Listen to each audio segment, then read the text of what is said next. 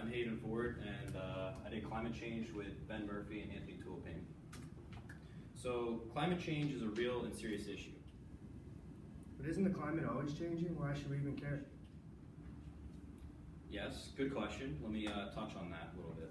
So climate change by definition is a long-term change in Earth's overall temperature, which has massive and permanent ramifications. The Earth's climate has changed throughout its history, with the slightest changes in its orbital variations, which is probably what you're alluding to. But now, today, we refer to climate change as an abrupt increase in Earth's temperature. And just from 1998 to 2014, in those 16-year span, 13 of those were the warmest ever recorded in history. In the last 100 years alone, the Earth's temperature has risen from 1.2 degrees Fahrenheit to 1.4 degrees Fahrenheit. It may not seem like a big jump, but that 0.2 degree Fahrenheit is a big change. Now, 97% of scientists agree that this tendency isn't caused by the orbital variations anymore, but rather by human activity. I'm going to talk about the greenhouse gases.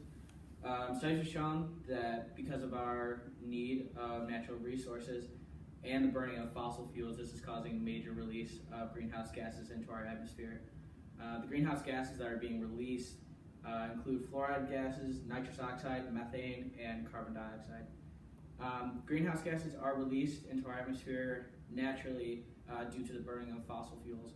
Problems start when we start burning excess amounts of fossil fuels along with our own human emissions. The unneeded emissions that are being released cause the heat from the sun to be trapped in our atmosphere, which causes the rising global temperatures. The most recent example of this was in 2019. It was recorded that it was the second warmest year in the 20th consecutive year that the annual average surface temperature exceeded the 122-year average.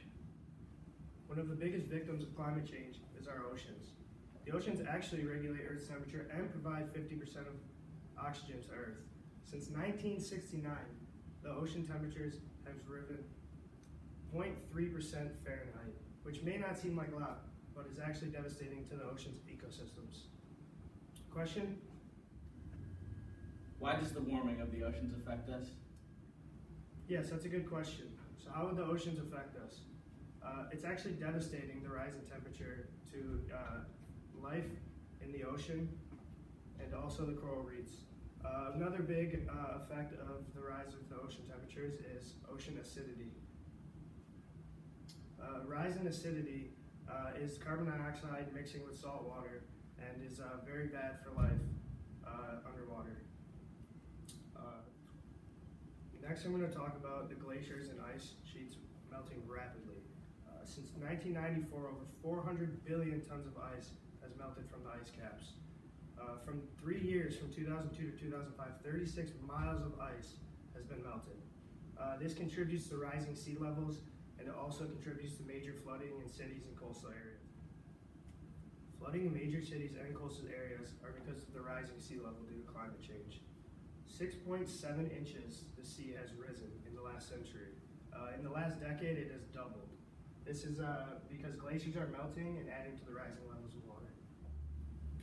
Okay, so I'm going to be talking about the skeptic's point of view and the opposing viewpoint again, just to hammer it home one more time for people who still don't believe in anthropogenic global warming is like real or happening. So Daniel Gilbert, a psychologist who came up with this acronym, PAIN, measures how we respond to threats. So threats that are on a personal level that are cause abrupt changes in our environment that are mortal and are affecting us now. That's how we perceive a lot of things in today's day and world, like today's day and age. And sadly, climate change doesn't seem to fall into that category because it's seen as a future problem. But the problem is, if we don't act upon it now, then it'll be too late to reverse the damage that we're doing every year and it's slowly building up.